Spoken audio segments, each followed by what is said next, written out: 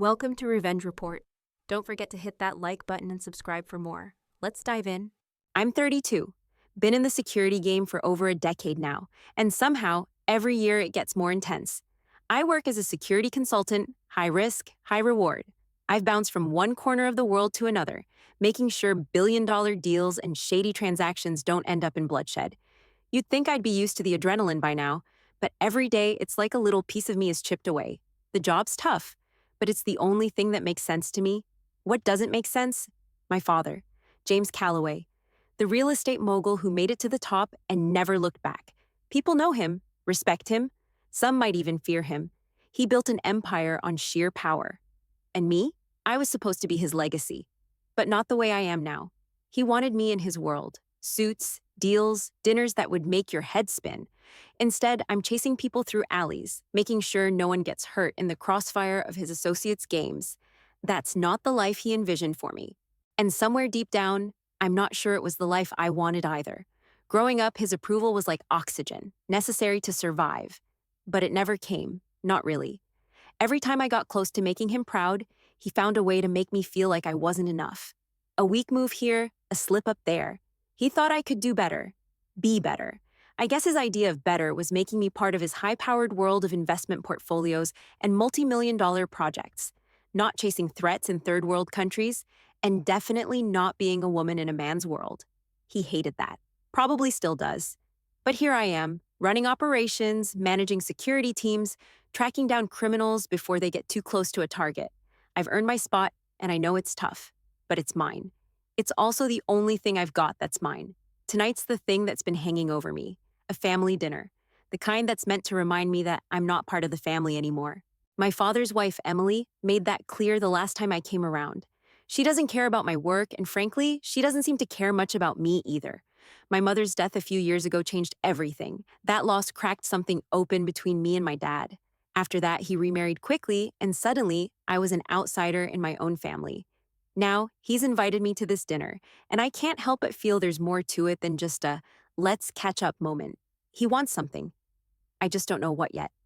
But I'll go, and when I do, I'll be ready. I don't know why I even opened the envelope. The last thing I needed was another reminder of how disconnected I was from my father. But when I saw his name on the return address, my hand moved before I could stop it. Inside, the invitation was simple: a family dinner at my place. I'd love for you to join us. That was it. No details, no mention of anything else. Just the same vague, half-hearted attempt to reel me in. I stared at the card for a few minutes, trying to figure out why the hell he'd bother now. He hadn't shown interest in me for years, at least not in any way that made sense. When I got into the security business, he scoffed. "You have so much potential," he'd said. "You're wasting it on a job that barely even pays your bills. You should be working in a real field like I did, real estate, corporate power." He never understood why I didn't want to be like him. I'd spent my entire life trying to prove that I wasn't just some sidekick to his empire, but nothing I did, no matter how big or small, was ever enough. His approval was always just out of reach, like trying to catch a shadow. When my mother passed, I figured that might shake something loose. Maybe it would help him realize how fragile everything was, how fleeting time could be. But instead, he remarried within months. Emily, his new wife, was the perfect replacement. Cold, calculated, and too eager to fit into his world. She didn't give a shit about me either.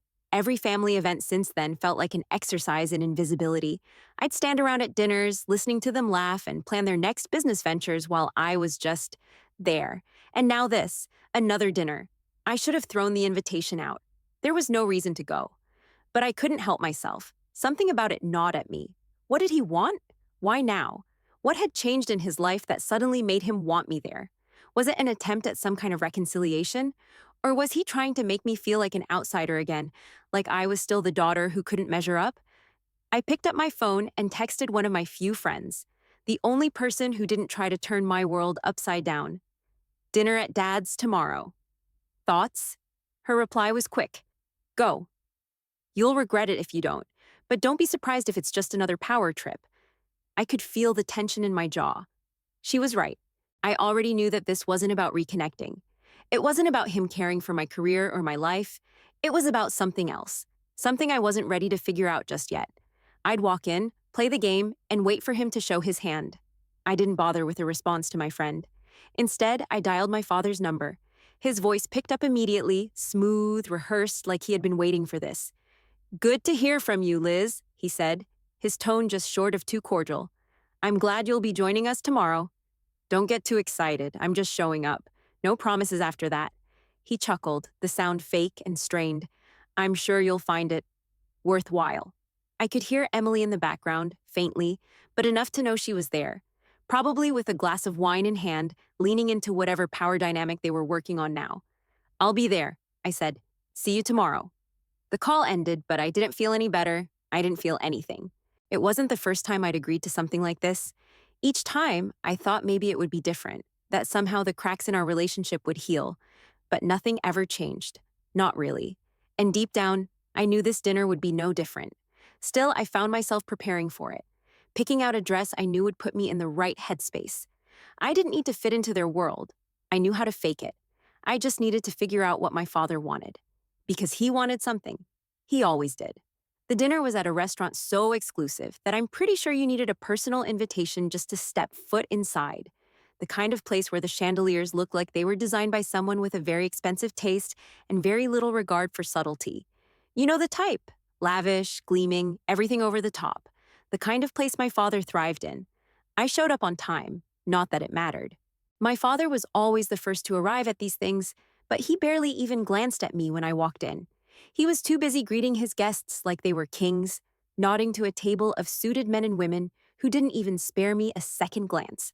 Most of them were too busy with their power games, feeding off each other's status and influence. To them, I was just another prop, another piece of the scenery. I could tell he was doing his usual dance, charming the hell out of everyone, smoothing over every awkward moment, making himself the center of attention in a room that didn't need him there. It was the same routine, over and over. I stood in the background, a silent observer as always. My father, all smiles and handshakes, didn't even acknowledge me with more than a cursory nod. But that was fine. I wasn't here for him. I was here to see what the hell was going on. I grabbed a glass of wine from a passing waiter, making sure to keep my eyes on the room. The usual crowd, all older men, the kind who made their fortunes by cutting corners and breaking rules. They were all glued to my father, their attention fixed on him like he was the only person worth listening to. He had that effect on people, but there was one person in the room who stood out, and not in the way I'd hoped. Near the entrance, a man was leaning against the wall, his eyes scanning the room with an intensity that I didn't like. He wasn't a part of the usual crowd. I didn't recognize him, and something about the way he moved made the hairs on the back of my neck stand up. His suit was perfectly tailored, but it wasn't the fit that drew my attention. It was the stillness in his posture, the way he didn't engage with anyone, just watched. He had that air about him, the kind that said he didn't need to speak to command attention, that his presence alone made people shift uncomfortably. Something clicked in my brain. I remembered a briefing from months ago about a notorious arms dealer who'd made a name for himself in the black market. We'd been tracking his operations, his connections, his weapons deals, but never once had I thought I'd run into him in a place like this. It was like seeing a ghost from my past, one I'd never expected to encounter in a room full of high-powered businessmen. I could feel the tension creeping up my spine, the way my instincts immediately kicked in. I knew who he was. This man wasn't just some random guest. He was dangerous. I took a slow sip of wine, trying to keep my expression neutral, but my mind was already working. I didn't know what he was doing here, but I knew he wasn't here for the small talk or the pleasantries. I wasn't the kind of person who could ignore that kind of threat. My career had trained me to read situations like this, to catch the subtle shifts in behavior, the movements that didn't quite make sense. And this guy? He was out of place. I kept my eyes on him, watching as he moved slowly across the room, his gaze flicking toward my father for a brief moment before he turned and spoke to one of the guests at the far end of the table. It was subtle, but I could tell something had changed in the atmosphere. A shift, like everyone in the room suddenly realized that he wasn't just another rich guy with an overinflated ego. There was a tension now, an undercurrent of something darker. I wasn't about to let my father's world drown me in its shiny distractions. I took out my phone and discreetly typed a message to a colleague in law enforcement. Possible threat in the room. Keep an eye on a man near the entrance. He's dangerous. I hit send and tucked my phone back into my clutch, pretending I was just another bored guest at a lavish dinner. But inside, my pulse was quickening. I wasn't about to let my father's empire crumble in a room full of champagne flutes and handshakes. The man near the entrance hadn't noticed me watching him, not yet, but I had no intention of being caught off guard. Whatever game my father was playing tonight, it seemed I was about to play it too. I watched the man from the corner of my eye as he started moving toward my father's table. His gaze never wavered, his steps measured but deliberate. There was a calmness to him that made my gut tighten. He wasn't here for the small talk. I knew that. His presence wasn't an accident. The conversation at the table had shifted, now focused on new investments in emerging markets, a topic my father always loved to bring up when he wanted to flex. His voice was smooth, charming, as he outlined a deal that seemed almost too good to be true. Everyone at the table nodded, hanging on every word. They fed off his power, his influence, like parasites waiting for a morsel. It sickened me, but I couldn't look away. The man approached the table with a quiet confidence, standing at the edge of the group like he was just another wealthy player. But I noticed when he turned his attention to the senator sitting to my father's right. The shift in the room was subtle, but undeniable. The senator, who had been leaning in, listening intently to my father's pitch, now seemed to stiffen. His eyes darted toward the man, and for a brief moment, a flicker of discomfort crossed his face. But only for a moment. The senator tried to play it off, but I could see the distraction in his eyes. He wasn't focused on the deal anymore. His attention was now on this stranger who'd walked into the room like he owned it. The change in energy was like a wave rolling through the crowd, but only I seemed to feel it. My instincts kicked in harder. This wasn't just some random guest. This was something more. My mind raced. Had to keep calm, keep track of everything. I slipped my phone out, my fingers moving quickly over the screen. I typed a message to a trusted contact in law enforcement. Heads up. Possible threat at the dinner. Man near my father's table talking to the senator. Watch him. I hit send and slipped the phone back into my purse, trying to look like I was still part of the background. But the truth was, I was a hell of a lot more alert now than I'd been 5 minutes ago. The senator, despite the subtle unease I could see in his posture, continued the conversation like nothing had happened. He smiled and nodded at the man, then went back to talking numbers with my father. The assassin, or whatever the hell he was, stood there for a moment longer, leaning in just enough to make his presence felt without actually making a scene. The man's words were low, too quiet for me to hear, but it didn't matter. I already knew he was no friend to anyone in this room. I caught my father's eye across the table. He gave me a brief glance, then returned his focus to the senator. But his eyes narrowed for a fraction of a second as he noticed my disengagement. He didn't like it.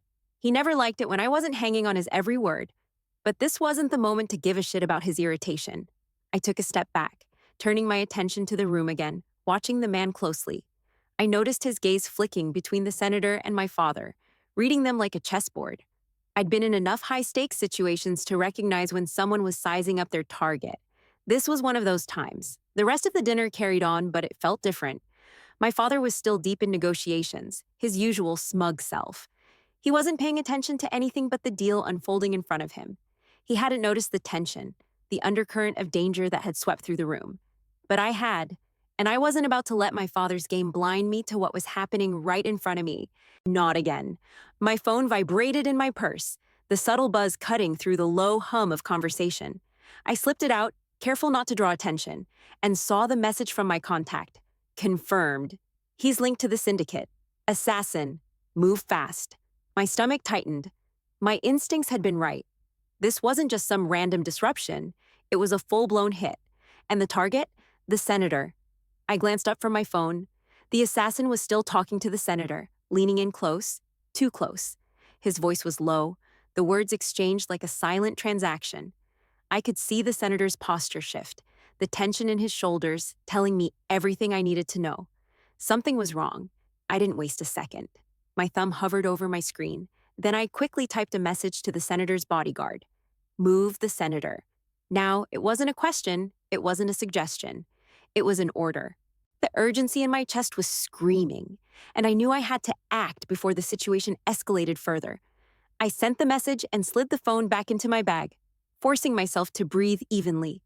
I kept my gaze on the assassin, watching for any sign that he had noticed my interference. His eyes briefly flicked to my direction, and for a moment, I thought I saw a flicker of recognition. Or maybe it was just a reflection of my own paranoia. I couldn't afford to doubt myself now. Across the table, my father was still deep in conversation, focused entirely on the deal he was working. He was oblivious, not just to the man in the room, but to the threat unfolding just a few feet away. The whole room was consumed with the usual small talk about investments and future projects. No one else had noticed the shift.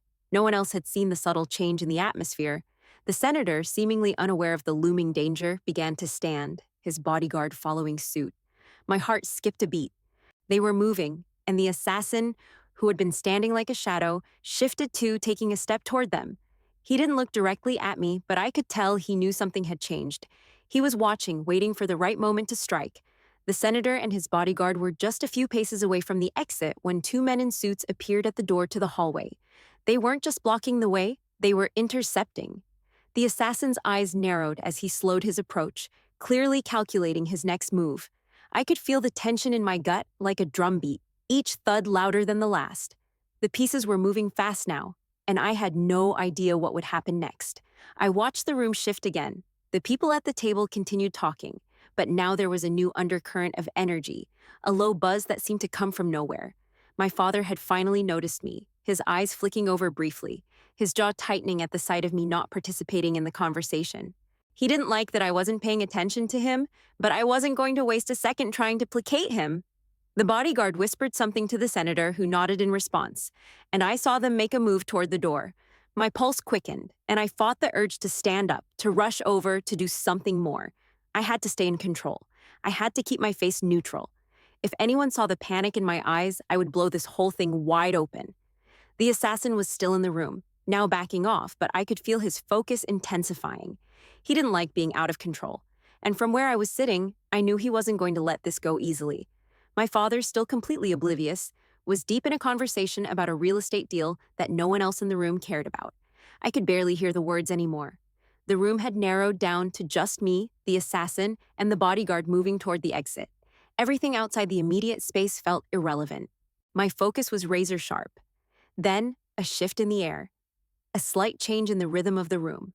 The men in suits stepped in front of the assassin, blocking his path, and the tension cracked like a whip. The bodyguard and senator were nearly at the door now. The assassin's hand twitched, but he stopped himself, choosing not to engage.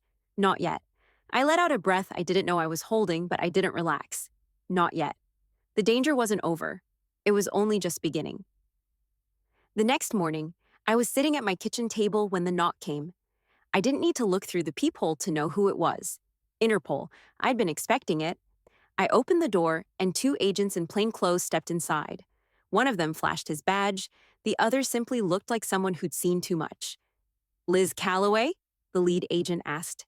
His voice was calm, almost too calm, like he was prepared for everything. I nodded. "What's this about?" "We need you to come with us. We're investigating your father's involvement in an international arms syndicate. We'd like to ask you some questions." The words hung in the air for a moment before they hit me like a punch in the stomach. My father. Arms deals. All those years of pretending like nothing was wrong, like he was just a businessman, now it was unraveling. I didn't say a word as they escorted me out to the car. I wasn't in the mood for questions. I wasn't in the mood for anything.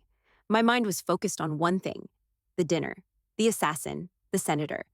My father's empire was crumbling, and all I could do was watch. When we arrived at his mansion, the scene was chaotic. Uniformed officers were everywhere, swarming the place like it was a crime scene. They were carrying boxes, bags, hard drives, anything they could get their hands on. My father stood in the middle of it all, looking as out of place as I'd ever seen him. The polished, untouchable businessman was gone. In his place stood a man who had just realized his entire world was falling apart. "Liz, what is this?" he demanded, his voice unsteady. "What the hell is going on?" I stayed quiet. I'd never seen him like this. There was panic in his eyes, and for the first time, I could tell that he wasn't in control anymore. He'd spent his entire life building this empire, and now, in a matter of hours, it was all coming undone. The lead agent stepped forward, showing my father a photograph, one I recognized immediately. The assassin standing in front of a building with my father, shaking hands. It wasn't just a chance meeting. The photo linked them in a way that couldn't be denied. Do you recognize this man, Mr. Calloway? The agent asked, his voice cold.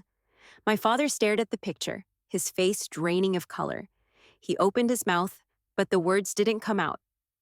I don't know him, he finally muttered. But it wasn't convincing. I could see it in his eyes.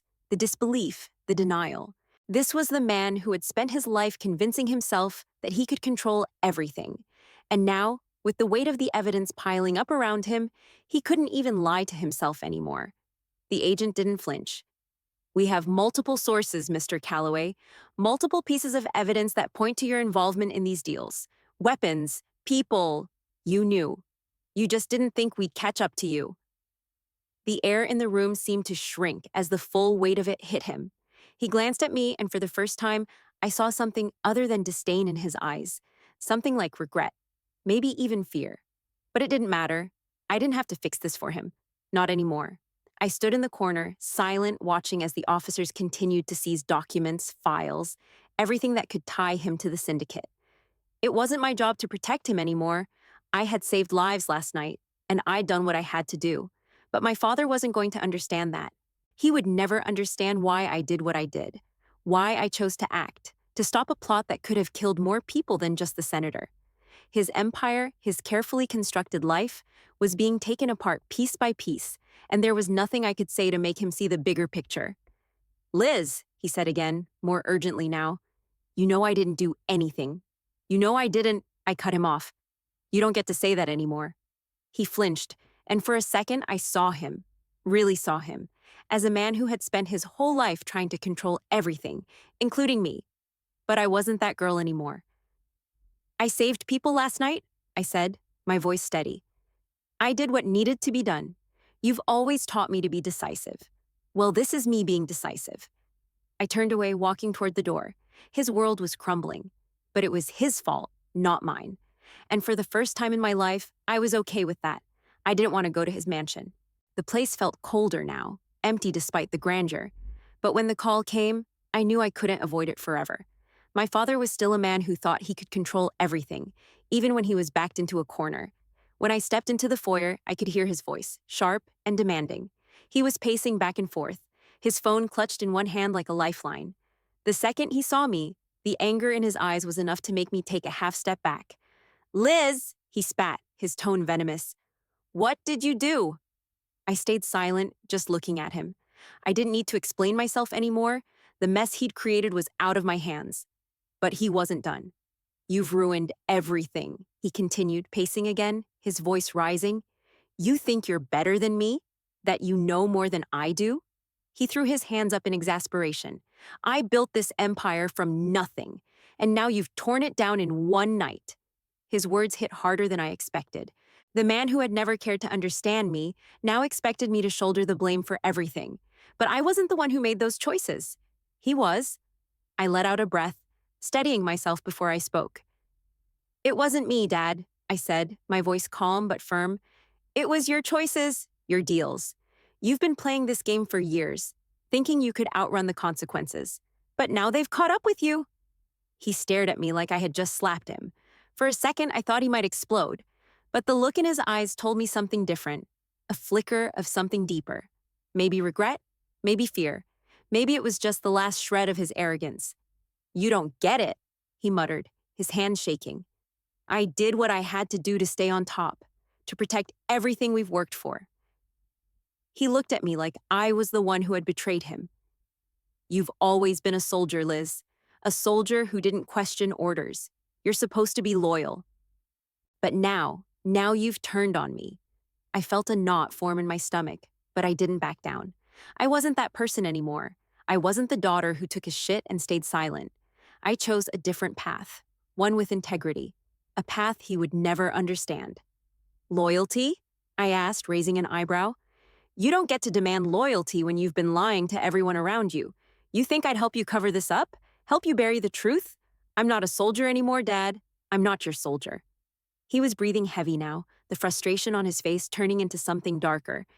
You're my daughter. You don't get to turn your back on me. I met his gaze. You don't get to manipulate me anymore. Not with guilt, not with power. You never saw me for who I really was. You saw me as a tool to help you climb higher, but I'm done being your tool. There was a beat of silence between us, and I could see the shift in his expression. He wasn't just angry now. There was something else, something that looked like a grudging recognition. Maybe he finally understood that I wasn't the same person he had tried to mold into his image. "I should have known," he muttered, his voice low, like he was finally seeing the truth. "I thought you were just a soldier, but you're not. You've become someone else, someone I don't understand." For the first time, I saw it. The respect buried deep beneath his anger. It wasn't the approval he always sought to give, but it was something else, and it stung. "Too bad," I said, my voice cold. "I'm not here to fix this for you." His eyes flashed again, but this time there was a desperation behind them. "You can still help me. You've got the connections, the experience. You can fix this. You're the only one who can." I shook my head, taking a step back. "Number, I'm not complicit in your mess. You made your bed, Dad. You're going to lie in it." His frustration bubbled over, and he took a step toward me, his voice rising again. "You think you're so much better than me now? After everything I've given you? After all I've done for you? You're throwing it all away for what?" I didn't flinch. I just stood there, steady, even as his anger filled the room. "I'm throwing it away for something you never understood, Dad. Honor, integrity. I chose a life I could be proud of." His face twisted, unable to accept what I had become, what I had chosen. For a moment, I almost thought he might say something to try to reach me, but then he just turned away, his back to me, the anger still radiating off him. I stood there, watching him, the man who had always been so sure of himself, now nothing more than a broken shell of the empire he'd built. And I felt nothing. "I'm done," I said quietly. He didn't respond. The trial started on a gray Monday, and the courtroom buzzed with an energy that felt suffocating. The walls seemed to close in as my father's attorneys laid out their case, his innocence, his lack of knowledge, his dedication to building a legacy. I sat in the back, my hands folded in my lap, trying to look as neutral as possible. But inside, everything felt raw. Watching them spin their narrative, watching my father's world unravel around him, was like watching a slow-motion train wreck. I couldn't look away, but I didn't want to be part of it either. When they called my name, I stood up, the heavy weight of everyone's eyes on me. It didn't feel real. I'd been through countless high-stakes situations in my career, but this was different. This was personal. I walked to the stand, keeping my movement steady. The prosecution looked like they were just waiting for me to speak, for me to finally confirm everything they'd been building toward. My father's defense lawyer shot me a smile that didn't reach his eyes, a practiced, polished smile that made my skin crawl. He thought he could control this too, just like my father thought he could control everything, but he couldn't. None of them could. The first question was simple enough, just a formality. "Ms. Calloway, can you please tell the court what you know about the events that took place during the dinner at your father's restaurant?" I took a breath and leaned into the microphone. "I know the man who was there that night," I began, my voice even but firm. "He's an arms dealer, a known associate of several criminal syndicates. I recognized him immediately when he approached my father's table." The defense lawyer shifted in his seat, clearly prepared to strike. "And how exactly did you recognize him, Miss Calloway? Your line of work is far removed from your father's business. How can we be sure you weren't simply mistaken?" I felt the tension rise in the room. I wasn't here to defend my career or my father's reputation. I wasn't even here to play along with their games. I leaned forward, making eye contact with the defense lawyer, then turned to the judge. The man in question was directly involved in international arms deals that I had been tracking for years, I said. When I saw him with my father and the senator, I knew exactly what was going on. He was hired to kill the senator. I acted to prevent it. A ripple of shock passed through the courtroom. I felt the eyes on me like daggers, but I didn't flinch. I wasn't about to back down. The defense lawyer jumped in, clearly sensing an opportunity. "Ms. Calloway, surely your career as a security consultant has clouded your judgment. Do you not have a personal vendetta against your father for his business practices? Could this not be a case of you overreacting to the situation?" The accusation hung in the air, like an accusation I'd heard too many times before. It wasn't the first time someone had tried to use my work against me, to twist my choices into something personal. But this was different. "I'm not here to settle personal scores," I replied, my voice steady, unwavering. "I'm here to tell the truth. My father's dealings were never as clean as he'd like to believe. He was always involved in the shadows, whether he realized it or not. The defense lawyer didn't like that. He opened his mouth to protest, but the judge silenced him with a gesture. The tension between us was palpable. I had nothing to lose anymore. I wasn't here to protect anyone, not him, not anyone. The days that followed dragged on, but the end was inevitable. My father's lawyers did their best to keep up appearances, but the cracks were starting to show. More evidence came in, tying him to the arms deals, and the more they dug, the more they found. It wasn't long before my father's pride couldn't hold up the weight of the truth. On the final day of the trial, my father stood up, his voice shaking as he finally admitted what everyone knew. I was involved. I didn't know everything, but I knew enough. I was blind to the consequences of my actions. I accept full responsibility for what I've done. The room went silent.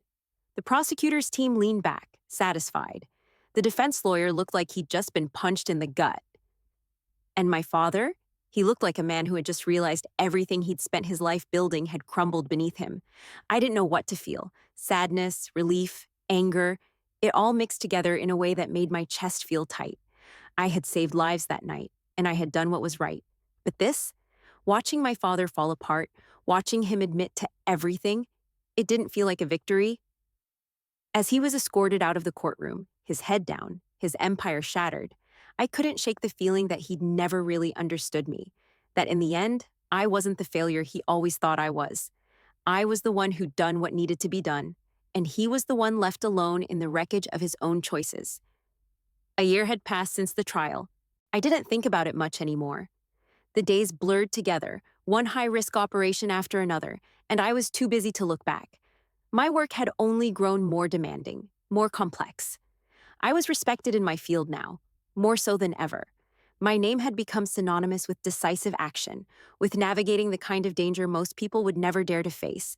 I'd put my career first, and that had made all the difference. But there were still moments when the weight of everything, of what I'd lost, what I'd chosen, hit me. My relationship with my father was non-existent. His world had imploded, and while he was busy serving out his sentence, my life had moved on. I'd heard from his attorneys a few times, but their calls didn't mean anything. It wasn't about the money anymore. It wasn't about saving him. I was done trying to fix what couldn't be fixed. The letter came on a Wednesday. It wasn't a surprise. His lawyers had warned me. The envelope was thick, formal. Inside, there was a single page, the words neatly typed, though the message was unmistakably his. Liz, I never thought I'd be in this position. I spent my life controlling everything, thinking I could shape the world into what I wanted. I always believed you follow my lead. But I was wrong. You've always been stronger than I gave you credit for. What you did wasn't easy, and I didn't understand it at the time, but I see it now. You made a decisive move, something I could never have done. I never thought you had it in you. I'm serving my sentence now, and maybe this is what I deserve. But I wanted you to know, I respect you. I've always been proud of you, even when I couldn't show it. And I'm sorry I never told you that. I hope you find peace in your choices. I know I won't. James. I stared at the letter for a long time before setting it aside. The words were honest, raw even, but they didn't change anything. They didn't change the years of disappointment, the years of silence that had built up between us. They didn't change the fact that I couldn't go back, couldn't undo what had happened. For the first time, I felt no need to respond. I had nothing to say. His apology didn't matter to me anymore, not the way it would have once. I'd made peace with the truth, with the choices I'd made, and with the realization that I wasn't responsible for his failure. I stood up and walked over to my desk, pushing the letter into a drawer. It wasn't that I didn't care, I just didn't need him to validate my decisions. I had found my own path, and it was leading me somewhere far beyond his approval. I sat back down, pulled up my next project, and got to work. It felt like the right thing to do, like I had finally come full circle. My father's legacy was no longer mine to carry, and that weight had been lifted. The road ahead was mine now,